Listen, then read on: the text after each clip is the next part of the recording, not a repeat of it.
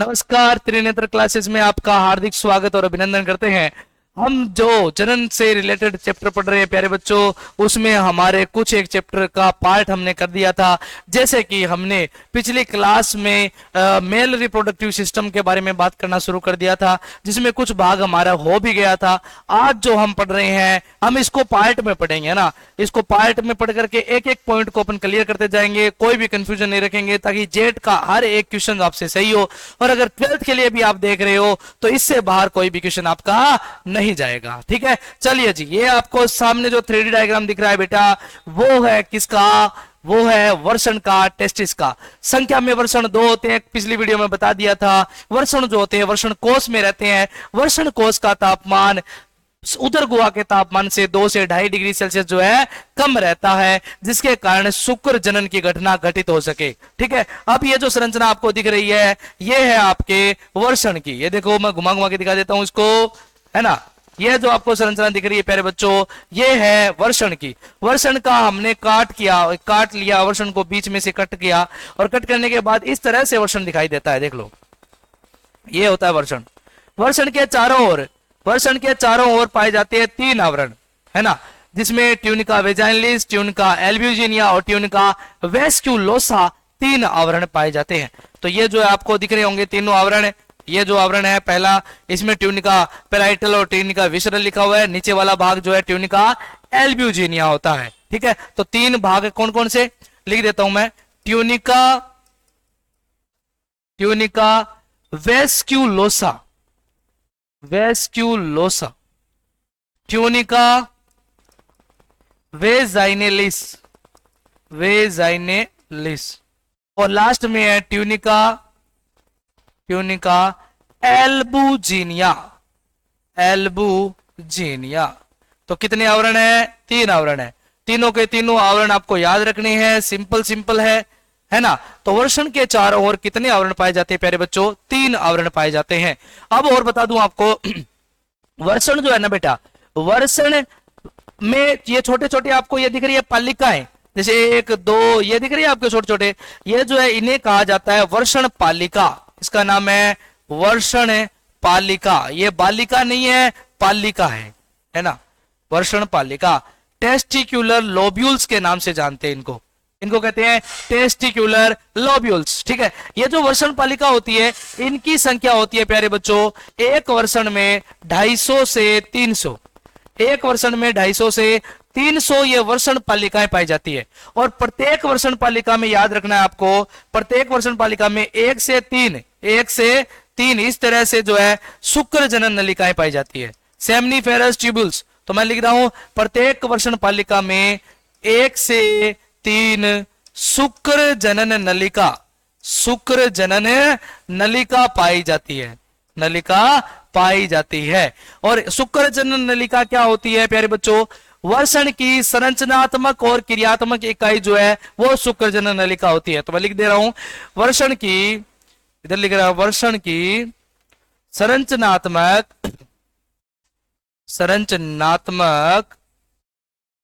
एवं क्रियात्मक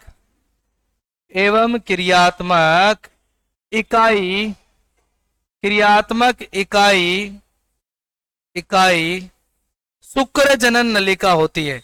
seminiferous tubules English में बोलते हैं इसको। Seminiferous tubules is the structural and functional unit of the testis. ठीक है, इस बात को याद रखना, शुक्र जनन नलिका होती है। ठीक है, और इसमें बनता है प्यारे बच्चों, नलिका होती है, इसमें बनते हैं शुक्राणु। इसमें क्या बनेंगे? शुक्र जनन नलिका में क्या बनेंगे? शुक्राणु बनते हैं। तो शुक्र जनन नलिका में किसका निर्माण होता है? शुक्र जनन नलिका में लिख दे रहा हूं मैं, शुक्र जनन नलिका में किसका निर्माण होता है? शुक्राणुओं का जो है बेटा निर्माण होता है। शुक्राणुओं का निर्माण होता है।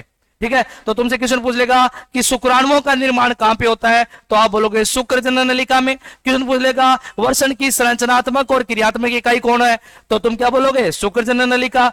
उसके बाद पूछ लेगा एक वर्षण में शुक्र जनन नलिका की संख्या कितनी होती है, अधिकतम कितनी हो सकती है। तो प्यारे बच्चों, एक वर्षण में 250 से 300 वर्षण पालिका है। 250 से 300 क्या है, वर्षण पालिका। और प्रत्येक वर्षण पालिका में 1 से लेकर के 3 शुक्र जनन नलिका पाई जाती है। इसीलिए अगर अधिकतम देखें ना, तो अधिकतम जो है वर्षण पालिका की संख्या है 250 से 300, और इसमें अधिकतम 3 शुक्र जनन नलिका लेके चले तो 3 से गुणा करेंगे तो ये कितनी आएगी, 750 से 900। तो क्वेश्चन आ जाए कि एक वर्षण में अधिकतम शुक्र जनन नलिका कितनी होती है, तो उसका जवाब क्या है, 750 से 900 होती है। इस बात को आपको ध्यान रखना है, ठीक है जी। तो आपसे सीधा क्वेश्चन पूछेगा, बोले एक वर्षण में, लिख दे रहा हूं मैं क्वेश्चन है, एक वर्षण में अधिकतम कितनी शुक्र जनन नलिका होती है, सेमनीफेरस ट्यूब्यूल्स कितनी होती है भाई, मैक्सिमम शुक्र जनन नलिका होती है। तो आपका जवाब क्या जाना चाहिए, ऑप्शन दे दिया आपको 750, ऑप्शन बी दे दिया आपको 900, ऑप्शन सी दे दिया आपको 1 से 3, और ऑप्शन डी दे दिया सभी सही है। तो उस समय मैक्सिमम पे आप आंसर लगाओगे और जवाब आएगा 900। अगर वहीं पे अगर रेंज की बात करें तो रेंज आपसे पूछेगा तो आप याद रखोगे 750 से 900 शुक्र जनन नलिका पाई जाती है, ठीक है। ऐसी ऐसी बातों को आपको याद रखना है, ये काम की चीजें हैं, ठीक है। यहां से क्वेश्चन पक्का पक्के आते हैं, ठीक है। ओके, अब आ जाते हैं नेक्स्ट पे। देख लीजिए, ये जो शुक्र जनन नलिका है प्यारे बच्चों, ये यहां से शुक्र जनन नलिका मिलकर के एक जाल रूपी संरचना का निर्माण करती है। ये जो आपको दिख रहा है, इस जाल को कहते हैं वर्षण जालक है, वर्षण जालक है। और हिंदी में नहीं, इंग्लिश में कहते हैं रिटे टेस्टिस, इसको इंग्लिश में कहते हैं रिटे टेस्टिस, वर्षण जालक। वर्षण जालक क्या होता है, शुक्र जनन नलिकाओं का एक झुंड जैसी संरचना बन जाती है, इसे हम रिटे टेस्टिस या वर्षण जालक के नाम से जानते हैं, ठीक है। अब ये जो वर्षण जालक है ना, ये आगे जाकर के खुलता है प्यारे बच्चों शुक्र वाहिका में, और शुक्र वाहिका जो है आगे जाकर के इस तरह से ये आगे जाकर के खुल जाती है किसमें, अधिवर्षण में। तो आपको ये जो भाग दिख रहा है इसको कहते हैं अधिवर्षण। आओ अधिवर्षण के लिए प्यारी प्यारी बातें कर ले। तो चलो, अधिवर्षण क्या होता है सुसरा, देख ले। मैंने लिखा इधर अधिवर्षण। अधिवर्षण को हिंदी में नहीं इंग्लिश में कहते हैं एपिडिडाइमस। एपिडिडाइमस के 3 भाग होते हैं। पहले को बोलते हैं कैप्यूट, दूसरे को बोलते हैं कार्पस, तीसरे को बोलते हैं कोडा। तो कैप्यूट, कार्पस और कोडा, सी ट्रिपल सी जो है अधिवर्षण के या एपिडिडाइमस के भाग होते हैं। कैप्यूट हो गया, कार्पस हो गया और कोडा हो गया।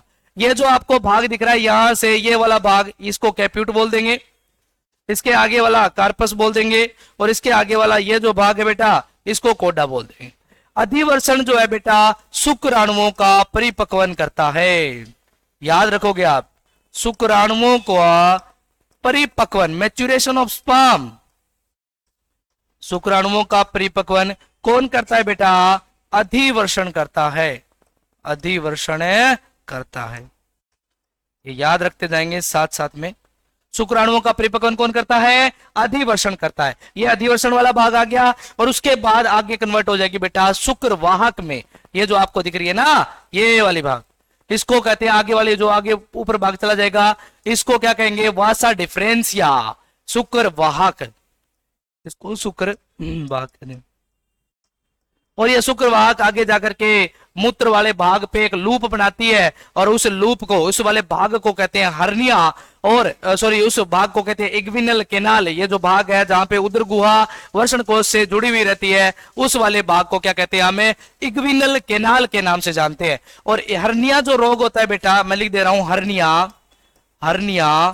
हर्निया रोग है बेटा, वो कौन सी केनाल में होता है, इग्विनल केनाल में होता है। इग्विनल केनाल काट के, इग्विनल केनाल जो पाई जाती है प्यारे बच्चों, वहां से इन्फेक्शन हो जाए और ये जो नलिकाएं हैं हमारी शुक्रवाहिक जैसे ही वो ऊपर नीचे गति करना लग जाए तो उसके कारण कौन सी रोग होने की संभावना हो जाती है, हर्निया की। और हर्निया में जो है वर्षण कोष भी लटक जाता है थोड़ा सा, ये बात आपको याद रखनी है। तो आपके सामने ये जो तमजमिया दिख रहा है ये है हमारे वर्षणों का, और आपको याद रखना है इनके बारे में, देखते जाना। ये अगर आप इसको ध्यान से देखोगे तो इस तरह से आपको दिख रहा है, ये जो है दिख रहे हैं मोटे मोटे भाग, ये वर्षण के भाग दिख रहे हैं। उसके बाद ये जो भाग दिख रहे हैं ना, ये यहाँ पे आने वाली धमनियां तथा शिराएं हैं ताकि वर्षणों को रक्त की जो आवश्यकता है वो पूर्ण रूप से हो सके। तो ये होता है प्यारे बच्चों वर्षण, ठीक है। और वर्षण से संबंधित पूरे भाग मैंने आपको आपके नजरों के सामने पूरा निपटा दिया है। और इसके साथ ही अब आ जाते हैं वर्षण के थोड़ी थोड़ी बातें जिनको हम साथ साथ में निपटाते जाएंगे, देखते जाएंगे।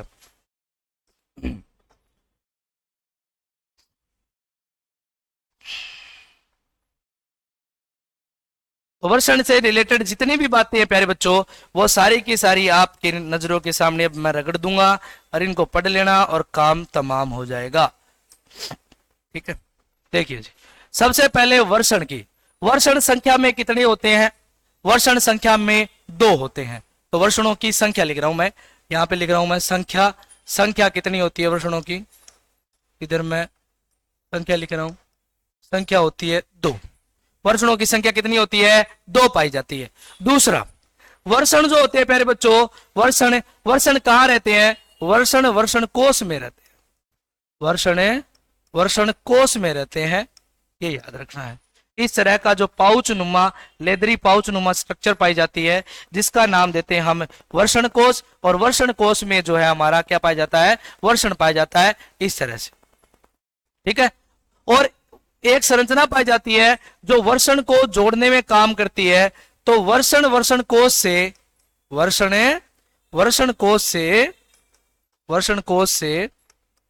एक संरचना है जिसका नाम है गुबर्नेकुलम। इसका नाम क्या है? गुबर्नेकुलम। तो गुबर्नेकुलम नामक संरचना से जुड़े रहते हैं,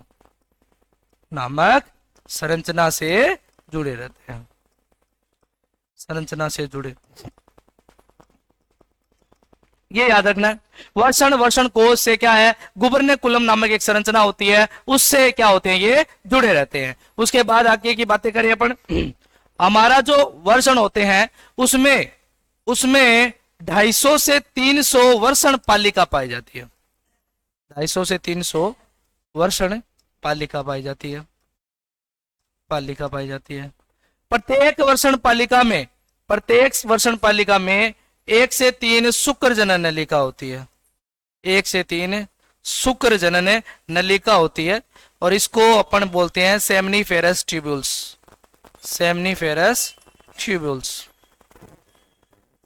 के नाम से जानते हैं, ठीक है। सेमनीफेरस ट्यूब्यूल्स होती है। उसके बाद बातें करें तो शुक्र जनन नलिका वर्षण का संरचनात्मक या वर्षण की संरचनात्मक एवं क्रियात्मक इकाई है। स्ट्रक्चरल एंड फंक्शनल यूनिट, संरचनात्मक एवं क्रियात्मक इकाई है,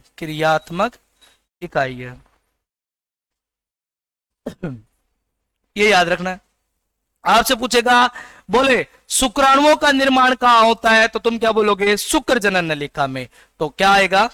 यहां पे मैं लिख दे रहा हूं, शुक्राणुओं का निर्माण, फॉर्मेशन ऑफ स्पर्म, शुक्राणु का निर्माण